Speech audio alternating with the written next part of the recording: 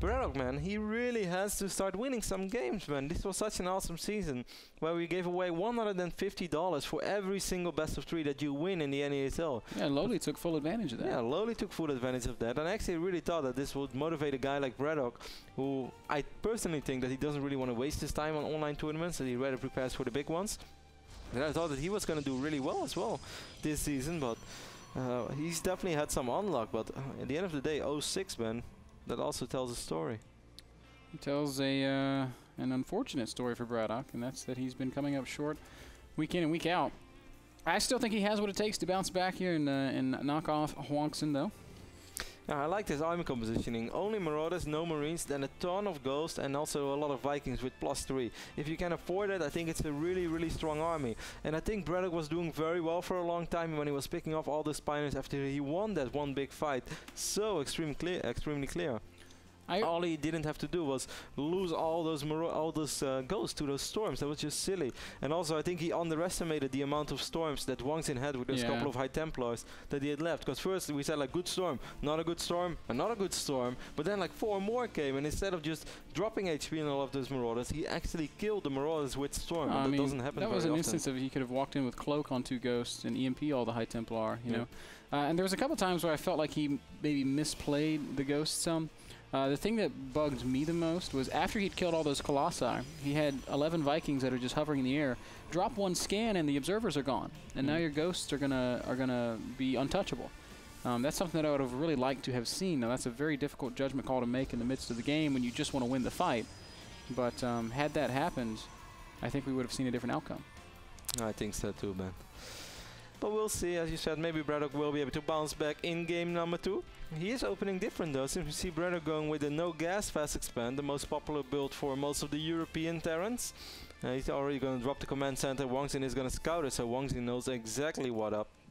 And I don't think that he's going to do anything crazy about it. I think Hwangsin is just going to go for the 1 gas Cybercore fast expand. Yep, Hwangsin has a reputation as a 2-base player, and in order to live up to that, he has to get to 2 bases every time. Looks like he was going to be going for some 2-base action on dual side, but I think he just realized that maybe attacking into Bradok's army wasn't going to gain him anything, which is why he chose to go for the 3rd. On dual side, I mean.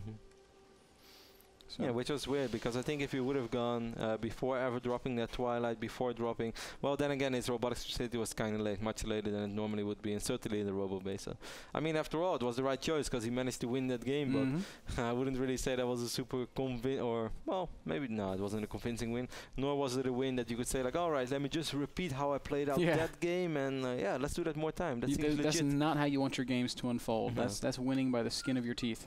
It's cool though, it's a really good feeling, but you also know that's not a reliable way to end up winning most of your PvTs. But hey, who knows, man? Maybe it's Hwangsin standard. Maybe all of his games are epic. We just don't know. We've casted most of them. Well, only in the NASL. That's true.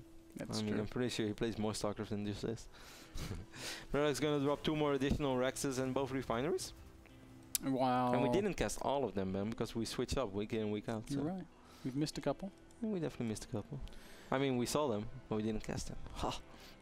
Hwangsin also following up with double gas. That's super standard for Protoss, of course. Bratok has a few more options with this, but he is going up to some heavy barracks play, so it looks like it's just going to be biocentric Bratok through the mid-game. Interesting, man. Hwangsin is not a believer in the fact of keeping 16 probes with your minerals and then rallying from your main to your natural. He just sent over 4 or 5 probes immediately, and then he's going to rally these probes to his original mineral line. Small thing, but I kind of wonder, because most players, including myself, I kind of felt like, okay, well, if science, if research has proven that this is the best way to do it, the most optical way, then we might as well do it. I love Hwangsin. He's having very good mini-map awareness right now, by the way, because you saw that Bratok wasn't going to attack it straight away, that Stalker. He wanted to get close up and then get that big volley off. But Hwangsin was paying good attention. Yep. Old habits die hard, Kev. Maybe that's why we see Hwangsin transferring those workers over. Yeah, that's true. The worker Maynard, but hey, it's known to if I could adjust, man, anyone can, because I'm probably one of the most stubborn RTS players of all time. If it was up to me and we were still playing Warcraft 3, I would still be making farce here. I don't care. Chain Lightning's good. Chain Lightning is awesome, man. Spirit Wolves are the best. I summon Chance. Chance and Kaitje, the 2 best dogs ever. Oh man, but then they would have to fight. Yeah, they can fight. What would you do if Kaisha got stormed? No, Kaiki does not get stormed. She'd come out of the storm all like fuzzy and staticky. No. Oh, my doggy. Don't say that. And she would give you the Roddy pose? Hwangsin right now at 39 probes, 32 SCVs for Bratok, so you could say that's pretty much even. And Hwangsin Ben is going to follow this up with Blink Stalker play. From one base, I've heard a lot of Terrans complaining about this. Actually been experimenting just a little bit with it on ladder as well. And it's very good if you can pick up the tech lab, which is researching Stim, because Terrans without Stim, they're going to have a hella hard time dealing with Blink Stalkers. But right now, since it's going to be 2-base action, I don't think he's gonna be able to pick off Stim. He's gonna need a small miracle, immediately blink in, find the tag lab and pick it off. And I think the moment Stim is ready, Ben, he's gonna have to micro very, very well. It's gonna be a lot harder for him. And since there are also Marauders on the map, I'm not too sure about this opening from Hwangsin. Interesting variation on the Blink Stalker, I guess, the 1-base Blink Stalker, I guess, is Hwangsin is doing it off of these 2 bases, but the blink comes later. Frankly, he's got less units right now because he has invested in that economy. And he's also getting double fort, so it seems like he's going to use Blink much more of a time saver rather than going to try to win the game. And of course, Blink is always a good time saver. He's going to pick up the reactor immediately. That's already a nice start. He's going to force a cancel on one of these medevacs, and now he's going to pick off quite a few SCVs, and then he's just going to get out of there again. Yeah, well, I like it. Nice. That was good. Not bad. Free exchange there. Kills an SCV, kills an add-on, kills a building supply depot, and even gets some shots off on this factory. Forces Bratok to commit his units to defending in the main base. Bratok is quite blind now as well. He would have loved to use that factory for scouting purposes. We see both upgrades going down for Hwangsin, researching +1 and 1 armor. So this is good, Ben, but you shouldn't forget that investing in Blink is a big investment, and you're always, I mean, you're guaranteed to do a little bit of damage, but he's going to need to do more than just a little bit of damage, because eventually, losing a Stalker there, that's very sloppy. He really wants to get a Marauder, but he ends up losing one more Stalker, so it's still not a good trade. Yeah, careless there by Hwangsin. And yeah, I like what you said there, Kev. He's going to have to do a lot of damage to really justify this investment. On the one hand, I like that he's going to be able to open up his Templar tech faster than he did in the last game, but I'm afraid it's coming too late still, as we've got Bratok already moving out on the map. I think so too. I think losing those 3 Stalkers really took some power out of the potential counter abilities from Hwangsin. I mean, sure, he might be able to counter right now with 6 Stalkers, but if you leave 3 Marauders behind with Stim, or even 2 Marauders in the bunker, that's not going to be enough. And I think Hwangsin is going to end up losing his natural, Ben. He's going to lose something, as he's got these Stalkers countering while Bratok pushes forward. Good defensive force fields by Hwangsin. Yeah, but he could just pick off. Yeah. What was that? Concussive? Yeah, it was concussive shells, so that's a little bit annoying right now. Or maybe it was combat shield, even worse. SCVs are doing a good job of jamming up these Stalkers and miscontrol there. Another Stalker falls. Hwangsin left with only 2 Stalkers to counterattack. But he's done a great job of defending back at home, and Bratok perhaps not paying the most attention. I think that Hwangsin is doing a good job, but Bratok, why on earth would you not pick up all those units and just drop them in the main base, man? These are 2 Immortals, 4 Sentries. That's absolutely 0 DPS. You're exactly right, but I don't know, man. Maybe he's just... No buts. Sometimes you can have a butt, man, but today I can't have a butt. Because Bratok really should have just picked up those units and dropped them over here in the side.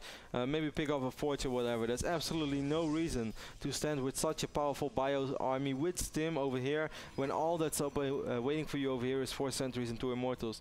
Now you can say he can't know what's in the main base. That's true to some degree, but you should also realize that Hwangsin already had 8, 9, 10 Stalkers on the other side of the map. Of course, that includes the Stalkers that he lost before. So how can he ever have a lot of units in his main base? There's really only so many units you can have at a given point in a game.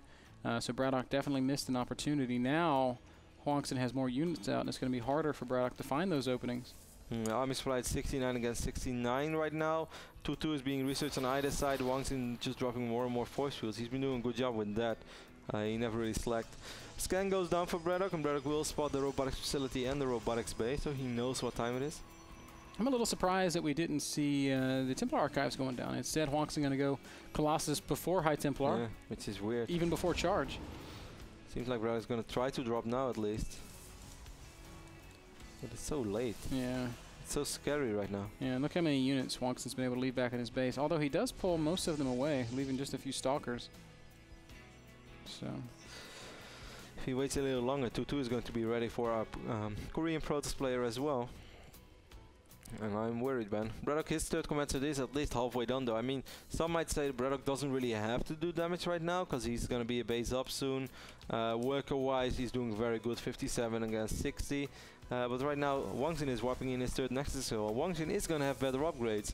And I don't know, the way that I saw Bratok control his army in the previous game, I don't think he's super confident against Protoss very, very late game, which is weird because Bratok was a top Root War player as well.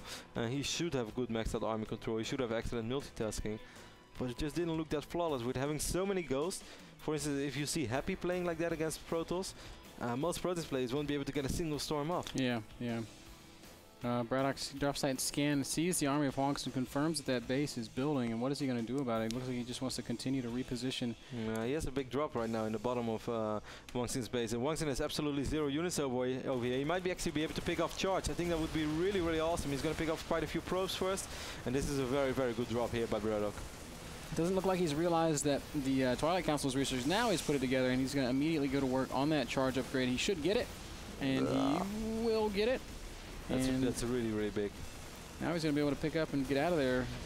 Should be able to pick up and get out of there. Oh, but he's taking a lot of time, and we should see a blink. No blink yet.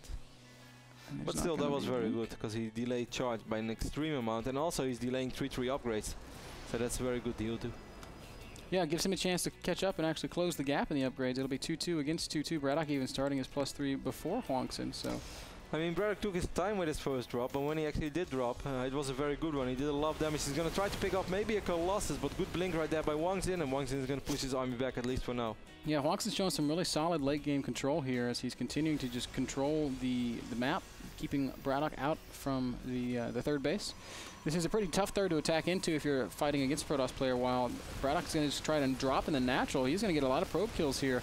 Hwangsin only able to warp in a single Zealot. That can't be what he wanted to do. And Colossus is taking a ton of damage right now over here, Ben. In the middle of the map, now the Zealots are coming in, but they still don't have charge, so this army is so much weaker than it should have been. Yeah, really great concave here for Bratok. Picks off all the Colossi, and now it's mostly Marauders against Stalker Immortal. Bratok is just going to run around and maybe try to pick off this Nexus. I like this move.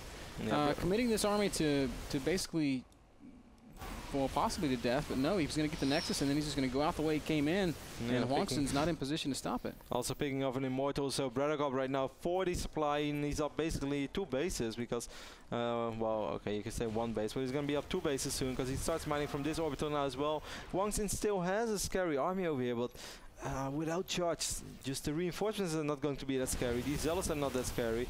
He is temporary, at least going to force a cancel on this orbital command. Might actually be able to snipe it. Wow. Yeah, I think he probably will. And Bratok, you know, it hurts to lose that command center, but he's not worried too much as he's still got this third down in the bottom left. He can always float the main command center. That's something we talk about all the time. And the production tab kind of speaks for itself. Yeah, absolutely it does. Army supply favoring Bratok, to overall supply favoring Bratok, economy favoring Bratok. Bratok is ahead in every way right now. Force fields are going down. Not sure if this is a fight that Hwangsin really wants to take. Even though those force fields are good, he's going to land the Vikings now as well. And they're going to add a nice extra bit of damage as well as absorbing quite a bit of damage. And the army of Hwangsin just going to melt away. GG comes. Bratok ties up the series. Nicely done, sir. 1-1. I mean, I like the strategy from Hwangsin, but I would have loved to see him get at least a few more Stalkers, because right now the amount of Stalkers was just not scary enough to keep Bratok in his base. The moment you open like this as Protoss, you know there's going to be a phase where Stimmed Bio is going to be very scary for you. So as Protoss, you need a certain amount of Stalkers that forces Terran to either leave really a lot of units behind or not move out at all, or the moment they do still move out, that you literally can kill every single SCV in a short amount of time, and that you can make sure that he's going to kill most of the crucial tech, etc., etc. And none of that was the case, because he ended up losing 2-3 Stalkers and didn't remake any Stalkers. So Bratok was just like, alright, I'm going to move up with most of my bio units, because yeah, what are you going to do with 6 Stalkers? I have 2-3 Marauders over there. I pull a few SCVs, I'm going to be more than fine. Yeah, you're right. A couple of mistakes being made. Bratok playing very well, taking advantage of those mistakes, and manages to even up the series. That game was brought to you guys by Epson Projectors. The only projector we already did that. ASO monitors. But Epson projectors are cool too. ASO monitor is the only monitor that we use at the North American Star League. Guys, short commercial break, and then the deciding game between Hwangsin and Bratok.